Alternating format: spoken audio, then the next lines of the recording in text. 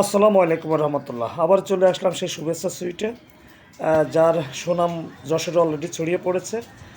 আসলাম আসলে দোকানটাকে আবারও রিভিউ করার জন্য, বিশেষ করে মিষ্টিটা। যশোর শহরে প্রত্যেকটা বোর্ডেই কিন্তু এই শুভেচ্ছা সুইটের মিষ্টি সুনাম অলরেডি হয়ে গেছে।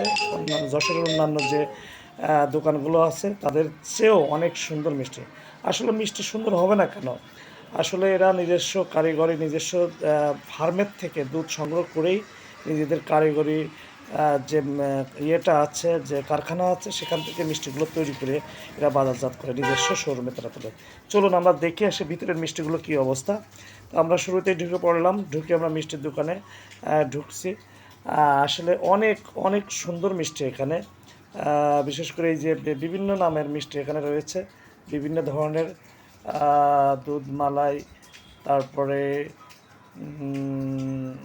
কি যেন এটা চোখে পাচ্ছে না, যাই হোক অনেক ধরনের মিষ্টি আপনারা শোরুমে আসলেই দেখতে পারবেন। এবং এই মিষ্টিগুলো এত সুস্বাদু, আমি কয়েকবার খেয়েছি।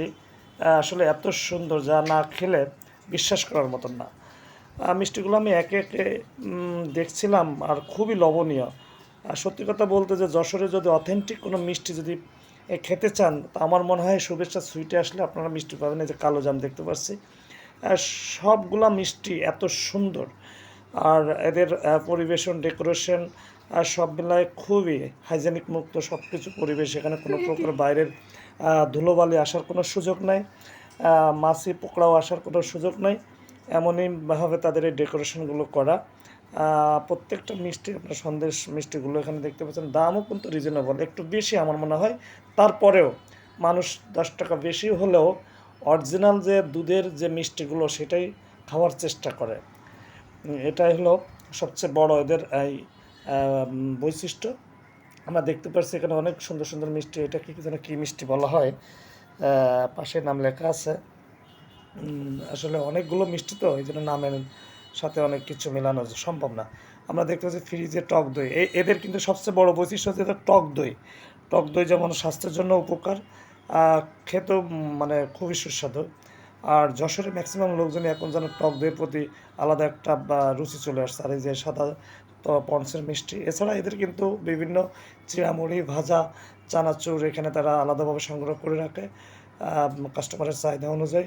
তা সব মিলায়ে বলা চলে যে আসলে যশোরের যে প্রাণকেন্দ্রে আলাউদ্দিন টাওয়ারের পাশেই, অর্থাৎ পুলিশ প্লাজার সামনে একটি সুন্দর মিষ্টির দোকান অলরেডি হয়েছে। এটা আমাদের জন্য একটা খুবই ভালো, যশোরবাসীর জন্য ভালো।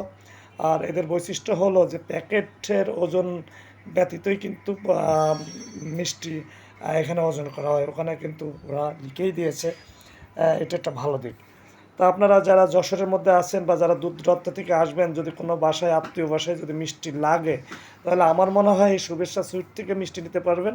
এবং এই মিষ্টি নিলে অবশ্যই আপনার আত্মীয়তার বন্ধন আরও দৃঢ় হবে, আর মজবুত হবে, এবং সেই আত্মীয় আবার ফিরে আসবে সেই মিষ্টি দোকান। তো সবাই ভালো থাকবেন, সুস্থ থাকবেন। আল্লাহ হাফেজ।